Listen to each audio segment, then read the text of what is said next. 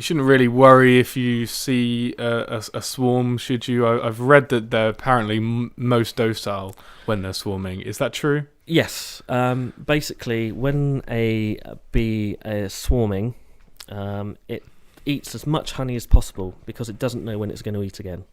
And because of that, they're very lethargic. It's just like having a big meal. You become quite sleepy after you've eaten a big meal. The other thing is that it can't bend its abdomen. Because it's so full, the stomach is so full, it can't bend its abdomen to sting. So it will be less likely to sting you.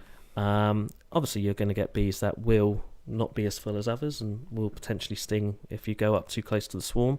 But yeah, they are at their most docile when they're in a swarming situation. And I've stood in the middle of a massive cloud of bees without a bee suit on. Don't recommend it, but I have stood in a massive swarm of bees as they're all swarming around my head. And if you see a swarm, what's the general protocol?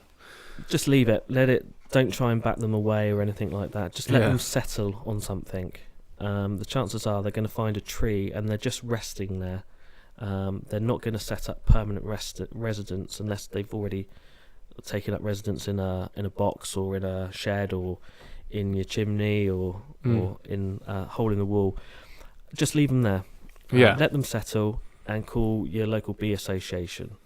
And local bee association or the British Beekeeping Association, if you go online, you go on their website, you put in your postcode, it will give you all the local bee swarm collectors within a 5-mile radius of you. Call them. Normally 9 times out of 10 it's a free service. They'll come along, they'll skep the bees, which basically even puts them in a wicker basket, and as long as they've catched the queen, they'll take them away. And that's a new beekeeper who has now got his first set of bees and taking up their hobby. So a beekeeper, a swarm collector, will tend to give those bees to a brand new beekeeper ready to start their hobby.